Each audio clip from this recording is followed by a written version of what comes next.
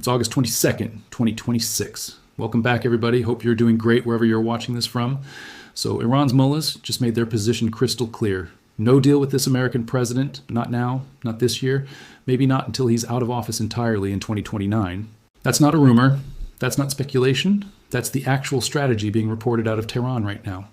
And that raises a question that genuinely matters for everyone watching this conflict unfold. Because if the regime has truly decided to wait this president out rather than negotiate, what actually happens next? Today we're walking through exactly that. Here's what we're covering today. The whiplash-inducing back and forth between Washington and Tehran over the past several weeks, that's left both sides further apart than they've been in months. Iran's actual stated strategy of simply waiting out this administration rather than signing anything. The list of demands Tehran just put on the table that Washington has already rejected outright. Why both sides think they can outlast the other, and why that assumption might be wrong for at least one of them. The historical pattern that shows this isn't the first time Iran has run this exact playbook against an American president. And what actually happens next across the three realistic paths this standoff could take from here. So stick around, because by the end of this video, you're going to understand exactly why the mullahs are betting on time itself as their best weapon, and whether that bet is actually going to pay off. Let's start with just how dizzying the last few weeks of this diplomatic dance have actually been, because you genuinely can't understand where this is heading without understanding the sheer number of times both sides have flipped their position. On August 1st, President Trump said the United States was locked and loaded and ready to attack Iran at levels of military terror, strength, and power not seen since World War II. Despite that, he said he had agreed, for the future benefit of the talks, to hold off. Just one day later, on August 2nd, Trump called Iranian leadership unbelievably duplicitous on social media after Tehran flatly contradicted his own public claim that negotiations would resume that very day. Iran's foreign ministry spokesman, Esmail Baghei, stated plainly that Iran was focused only on negotiations with Oman about the Strait of Hormuz. Nothing more, directly rejecting Trump's characterization of where things stood. Trump then insisted this was Iran's last chance to sign a deal, while simultaneously admitting he had no real time constraints on these negotiations because, in his own words, he's not seeking re-election. When reporters pressed him on what was actually different this time, given how many times he's previously called off planned attacks, Trump said something genuinely telling. He said he wanted to give Iran every last chance before decapitation. That's not the language of someone confident a deal is close.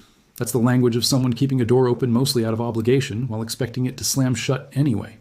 And this pattern of promise and reversal didn't start in August. It's been the defining rhythm of this entire relationship for months. Back on April 21st, the day before an earlier ceasefire was set to expire, Trump said he expected to be bombing if negotiators couldn't reach a deal in time. Later that same day, he extended the ceasefire instead. On May 17th, he warned that for Iran, the clock is ticking, and they better get moving fast or there won't be anything left of them. The very next day, he said he would hold off on any attack plan, citing a direct request from Qatar, Saudi Arabia, and the United Arab Emirates. Then on June 11th, Trump said the U.S. military would be hitting Iran very hard that same night, adding that America would also be taking Karg Island and other oil infrastructure points. Hours later, he canceled those strikes entirely, saying the final points of an agreement between the two sides had just been approved. That agreement became the June 17th Memorandum of Understanding we've covered in previous videos, the one that briefly, genuinely reopened tanker traffic through Hormuz, before collapsing again in July. Count up how many times threats of imminent devastating military action have been announced and then walked back over just the past 5 months, and you start to understand why Iran might genuinely believe it can simply wait this administration out. Every single deadline so far has proven to be movable. There's also a much older chapter to this specific pattern worth mentioning here, because it shows this dynamic goes back well before this current war even started. Back in February, months before the actual shooting started, Trump had already warned Iran to come to terms with the United States on a nuclear deal within 10 to 15 days, telling reporters after a Board of Peace inaugural meeting that the U.S. wanted an agreement, but that it would be unfortunate for Iran if none arrived. He reinforced that same short deadline days later during his State of the Union address, telling lawmakers directly that he would never allow the world's #1 sponsor of terror to have a nuclear weapon, and pointing back to an earlier American strike on Iranian nuclear infrastructure as proof of what Washington was prepared to do again if Tehran tried to rebuild what had already been destroyed. Even that 10 to 15-day ultimatum, delivered with tremendous public fanfare back in February, came and went without triggering the promised consequences, folding instead into the broader, months-long cycle of threats, extensions, and reversals that's defined this entire relationship ever since. So let's talk about what Iran's own actual strategy appears to be right now, because reporting on this has become increasingly explicit and increasingly consistent. According to multiple outlets covering the situation, Iran is reportedly refusing to negotiate with Trump at all, with the apparent plan being to simply wait until he leaves office. One Iranian parliamentary advisor posted directly that Iran was ruling out any future negotiations with President Trump specifically, a statement that made headlines across Iranian outlets and was picked up widely by international media as a genuine, significant shift rather than routine posturing. The broader theory being floated by analysts covering this is that Iran may be preparing to keep indirect contacts with Washington technically alive, enough to avoid appearing completely intransigent on the world stage, while deliberately avoiding any genuine binding agreement until Trump's term concludes in 2029. Think about what that actually means as a strategy. It's not a rejection of diplomacy altogether. It's a calculated decision to run out the clock on one specific American president, betting that whoever comes next will be either more willing to compromise or simply less personally invested in extracting maximum concessions from Tehran. And here's the part of this story that genuinely deserves attention, because it cuts both ways in a way that should make everyone pause. President Trump himself appears to have arrived at a remarkably similar conclusion about his own leverage. On Sunday, August 9th, Trump told Axios that the United States is now, in his own words, low-keying it with Tehran. "We are only semi-negotiating with them," he said. "We are just watching Iran with its huge inflation and the fact they have no money," arguing that Iran is in very bad shape economically because of the U.S. blockade on Iranian ports. So think about what's actually happening here. Both sides have independently arrived at the exact same strategic conclusion, that time favors them and that the smarter move is to wait rather than compromise. Washington believes the naval blockade and the broader economic pressure campaign will eventually force Tehran's hand without requiring any further American concessions. Tehran believes American political patience, media attention, and presidential terms are all inherently limited, and that simply outlasting this specific administration costs nothing but time. One analysis covering this standoff summed it up about as cleanly as possible, noting that Trump thinks he can wait out Iran, but Iran is doing the exact same thing right back at him. And Iran has actually been running that particular play for 5 months already. Now let's get into the specific list of demands that's currently sitting on the table, because this is where the practical gap between these two positions becomes genuinely stark. After a 60-day deadline for U.S., Iran talks expired without resolution. Iran's parliament speaker and key negotiator Mohammad Bagher Ghalibaf issued a formal list of demands in exchange for Tehran actually reopening the Strait of Hormuz. He also called on the United States to implement what he described as the other terms Washington had committed to as part of that original Memorandum of Understanding, terms he said had expired without being honored. That original June 17th agreement had outlined several specific mutual commitments. Washington and Tehran had agreed on what the text called the immediate and permanent termination of military operations on all fronts, including in Lebanon. Both sides said they would not initiate any war or any further military operations against each other going forward. Those were the core terms both governments had signed on to barely 2 months earlier. And by mid-August, Iran's own chief negotiator was publicly stating those terms had already expired and needed to be renegotiated or reinstated. Beyond that broader framework, Tehran laid out something even more pointed. Iran demanded that the United States meet 6 specific conditions before it would agree to fully reopen the Strait of Hormuz to normal shipping. And President Trump's response to that list wasn't measured diplomatic language. It was a direct rejection paired with a counter-demand of his own. Rejecting Iran's stipulations outright, Trump said he had instructed his own representatives to demand compensation from Iran, specifically compensation for all of the people that Iran has, in his words, killed and gravely wounded with their roadside bombs in many conflicts. Think about the sheer distance between these two positions for a second. Iran is demanding compensation in specific conditions before it will even consider reopening a waterway carrying a quarter of the world's oil trade. The United States is demanding compensation from Iran for decades of alleged terrorism and violence before it will even consider meeting Tehran's conditions. That's not two sides haggling over the fine print of a deal that's 90% finished. That's two governments starting from fundamentally incompatible premises about who owes what to whom, with neither side showing the slightest willingness to move first. And just 5 days before this video, on August 17th, that 60-day deadline for reaching a comprehensive U.S.-Iran deal officially expired without any resolution whatsoever. Frustration over that expired deadline reportedly boiled over into something genuinely unusual, even for this particular president. Trump suggested he would consider bombing Oman if the Sultanate got in the way of American efforts around the Strait of Hormuz, a threat that one former Middle East advisor at the U.S. Department of Defense described publicly as not a credible threat in any sense whatsoever.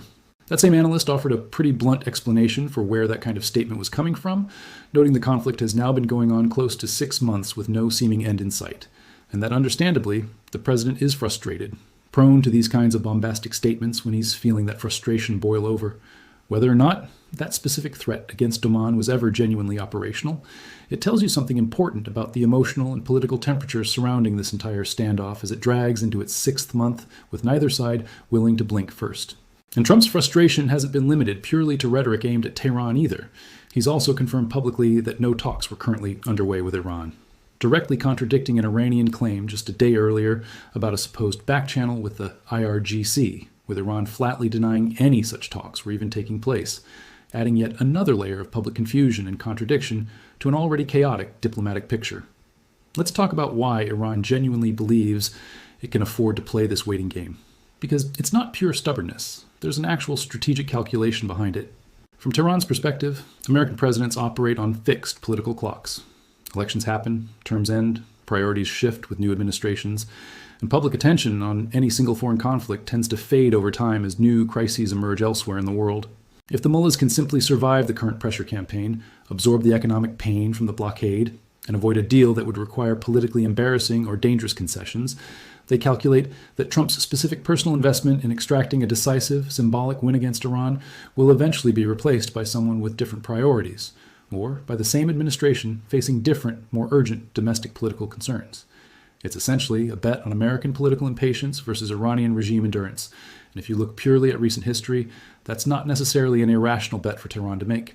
American attention spans on any single overseas conflict, historically speaking, tend to shorten considerably once the news cycle moves elsewhere, even when the underlying conflict itself remains completely unresolved. But here's the genuinely important complication in that Iranian calculation, one that gets far less attention than it deserves, because it's the piece of this equation that Tehran can't actually control through patience alone. We've covered in previous videos exactly how severe the internal pressure inside Iran has become throughout this entire crisis. Inflation running upwards of 180% according to Treasury Secretary Bessant's own public statements. Soldiers and even retirees going unpaid for months at a stretch. Desertions spreading across the IRGC, the Basij, and even the regular Iranian army. A naval blockade that's reportedly costing the regime an estimated $500 million every single day. It remains in effect. Record-breaking execution rates as the regime turns increasingly paranoid and violent against its own population out of fear of internal collapse. Trump himself referenced this exact vulnerability directly in his own comments about low-keying negotiations, specifically pointing to Iran's huge inflation and the fact that, in his words, they have no money, arguing this is precisely why continued economic pressure, rather than renewed military escalation, is now the smarter strategic play from Washington's side of the table. So here's the genuine strategic question sitting underneath this entire standoff, the one that neither side can fully answer with confidence right now. Can the Iranian regime's political and military apparatus actually survive intact long enough to outlast a single American presidential term, given everything currently happening inside its own borders simultaneously? Waiting out an American president is a strategy that works perfectly well if your own government remains stable and functional throughout the waiting period. It becomes a considerably riskier bet if your own soldiers are deserting, your own currency is collapsing, and your own security services are increasingly executing each other out of pure paranoia, while you're simultaneously trying to project patient, confident defiance to the outside world. Iran isn't just racing against an American election calendar here, it's racing against its own internal economic and political clock at the exact same time. And there's genuinely no guarantee those two clocks are moving at compatible speeds. Let's zoom out and put this current standoff in some genuine historical context. Because Iran's relationship with American negotiating pressure and ultimatums didn't start this year, it stretches back decades, and the pattern is worth understanding. Back in 2018, President Trump delivered what was then called a last-chance ultimatum on the original nuclear deal, warning Europe to fix what he called terrible flaws in the agreement, or the U.S. would withdraw entirely. Iran's own foreign minister at the time, Mohammad Javad Zarif, accused Trump of maliciously violating the deal, calling the administration's approach a desperate attempt to undermine a solid multilateral agreement. Trump withdrew from that deal anyway in 2018, reimposed sweeping sanctions, and Iran subsequently rejected a last-minute offer for renewed talks, arguing it couldn't negotiate in good faith, while Washington had already reneged on the previous agreement's core terms. Fast forward through years of maximum pressure sanctions, and you eventually reach a moment where Iran's current president, Masoud Pezeshkian, publicly rejected direct negotiations with the United States, entirely following another letter from Trump, though he did leave the door open for indirect negotiations conducted through intermediaries like the Sultanate of Oman, a diplomatic channel that continues playing a central role in this crisis right up through the present moment. That historical pattern matters enormously for understanding today's standoff because it establishes something important. This isn't the first time Iran has calculated that stonewalling a Trump administration specifically, rather than negotiating with it directly, serves its interests better than compromise. And it's worth remembering an even older, more foundational piece of this history too. Back during the original 1979 hostage crisis, President Carter sent American officials to Iran to negotiate the release of hostages, and Iran's then supreme leader, Ayatollah Khomeini, simply refused to meet with them entirely. That crisis ultimately dragged on for more than a year, resolving only after extensive indirect negotiations conducted through Algeria as an intermediary, with the actual hostages released within minutes of Carter leaving office, not one moment sooner. If you're looking for a single historical data point that best illustrates Iran's institutional comfort with extreme, deliberate patience as a negotiating tactic specifically timed around American political transitions, that's arguably it. The regime waited out an entire American presidency once before under genuinely extreme pressure, and the current leadership in Tehran is almost certainly aware of that precedent as it calculates its own strategy today. It's also worth noting that this pattern hasn't been limited purely to Republican administrations either, which tells you Tehran's core calculation isn't really about party politics at all. It's about institutional patience against any external timeline. Years after that original hostage crisis resolved, President Obama managed to negotiate a tentative rapprochement with Tehran during his own tenure, having vowed during his campaign to unfreeze the broader U.S.-Iran relationship.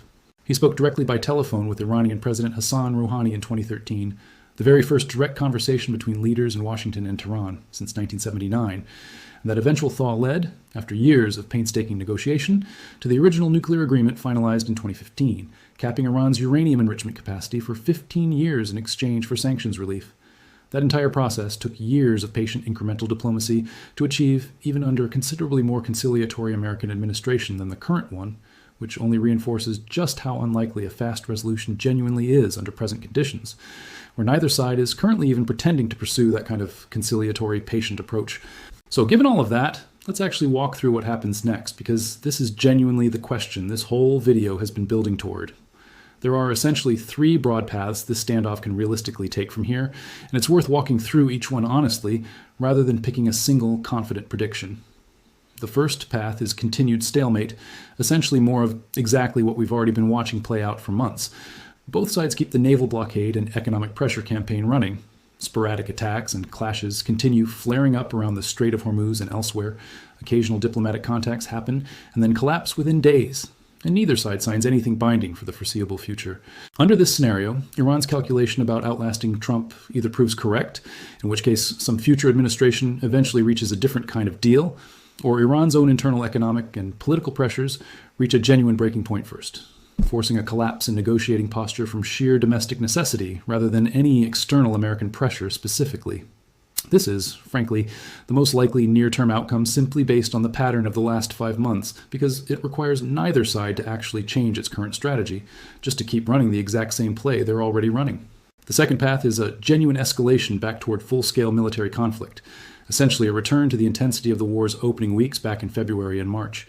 Given how many times Trump has already threatened massive strikes and then pulled back, there's real reason for skepticism about whether this path actually gets triggered, rather than just threatened again. But the ingredients for it clearly remain present.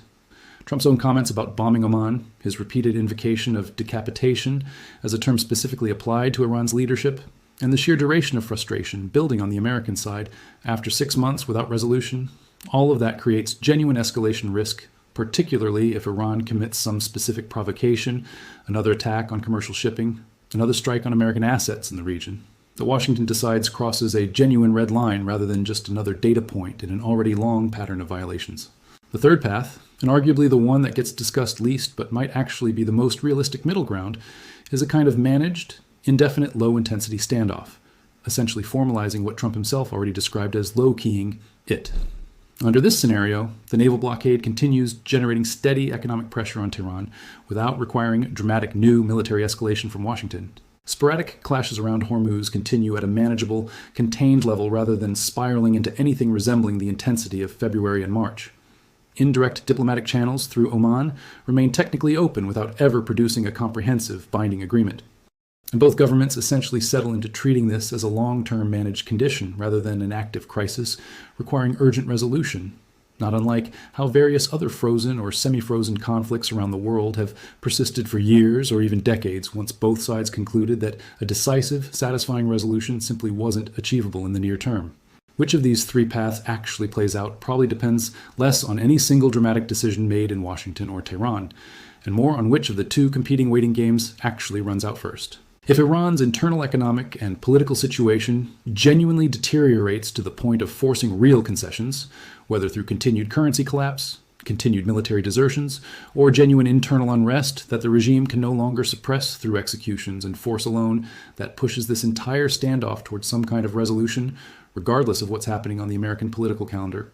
If, on the other hand, American domestic political attention genuinely shifts elsewhere as other priorities inevitably emerge, and if Iran's regime proves more durable and more capable of absorbing sustained economic pain than current pressure would suggest, then Tehran's bet on simply outlasting this specific administration could genuinely pay off, setting up an entirely different negotiating dynamic once a new American administration eventually takes office in 2029.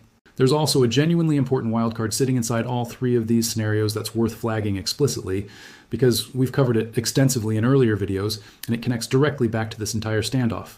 Russia's continued military support for Iran, the explosives, ammunition, and drone components quietly flowing across the Caspian Sea that we walked through in detail recently, directly affects how much genuine pressure this American blockade and sanctions campaign is actually capable of applying. Every shipment of Russian TNT that reaches Amirabad port makes it somewhat easier for Tehran to sustain its own defiant posture, because it means the regime isn't purely relying on its own increasingly strained domestic production capacity to keep its military functioning. That external support doesn't remotely offset the scale of Iran's internal economic collapse, but it does complicate the simple picture of Iran being squeezed entirely on its own, with no outside help whatsoever propping up its ability to keep waiting. Here's what's worth remembering as you watch this story continue developing over the coming months. Both Washington and Tehran are currently making the exact same fundamental bet, that patience is a more effective weapon than compromise, and that the other side will eventually be forced to blink first purely through the accumulated weight of time and pressure. Historically, that kind of standoff between two governments, each convinced the other will crack first, can persist for genuinely extended periods, sometimes for years, precisely because neither side has any obvious, urgent incentive to be the party that moves first and appears weaker in doing so. But it's also worth remembering that these particular waiting games rarely end through some clean, mutually satisfying resolution reached at a negotiating table. They typically end when one side's underlying capacity to sustain the standoff genuinely runs out first, whether that's measured in political will and economic resources, or, in Iran's specific and increasingly precarious case right now, in the basic ability to keep its own government and security apparatus functioning coherently while everyone waits to see who breaks first. So, where does this actually leave things heading into the rest of this year? Watch whether Iran's internal economic indicators, the inflation figures, the currency exchange rate, the reports of unpaid soldiers and continued desertions continue deteriorating at anything close to the pace we've documented in earlier reporting on this conflict, because that internal clock may ultimately matter far more than anything happening in Washington's own political calendar. Watch for any genuine change in Trump's own public rhetoric too, because the shift from active threats of imminent decapitation toward talk of low-keying it and semi-negotiating suggests the American side may already be settling into that third scenario we discussed, a managed, indefinite standoff, rather than either a swift resolution or a dramatic new escalation. And watch the indirect channel through Oman particularly closely, because if history from 1979 through the present day tells us anything consistent about how Iran actually negotiates under sustained external pressure, it's that genuine breakthroughs, when they eventually do happen, tend to arrive through exactly that kind of quiet, indirect diplomatic backchannel rather than through any dramatic, direct confrontation between the two governments' actual leaders. Because here's the fundamental truth sitting underneath this entire standoff, one that connects directly back to everything we've covered about Iran throughout this entire war. A regime betting everything on simply outlasting a single foreign leader is implicitly betting that its own internal foundations are stronger and more durable than the external pressure currently being applied against it. Given everything we've documented about unpaid soldiers, currency collapse, mass executions, and a security apparatus reportedly turning against itself out of pure paranoia, that's a genuinely uncertain bet for Tehran's leadership to be making right now, no matter how confidently they project patience and defiance to the outside world. The mullahs may well succeed in waiting out this particular American president, but the version of the Iranian regime that eventually reaches 2029, if that's genuinely the strategy being pursued, may look nothing at all like the government currently issuing these confident, defiant demands today. What do you think happens next in this standoff? Do you think Iran's strategy of simply waiting out this administration actually holds together given everything happening inside the country right now? Or do you think internal pressure forces some kind of resolution long before 2029 ever arrives? Let me know what you think down in the comments. I read through as many of them as I genuinely can. If this video helped you understand why this negotiation keeps collapsing over and over again, despite months of supposed progress, do me a favor and hit that like button. It makes a real difference in getting this kind of detailed breakdown in front of more people who need to see it. Go ahead and subscribe if you want to keep tracking how this standoff continues developing, because based on the pattern we've walked through today, this almost certainly isn't heading toward any quick or clean resolution. And if you know someone who's been confused by all the whiplash headlines about talks resuming and then collapsing again within days, share this with them. Because understanding the actual strategy underneath all that noise is genuinely understanding where this entire conflict is heading next. Thanks so much for watching, and I'll see you in the next one.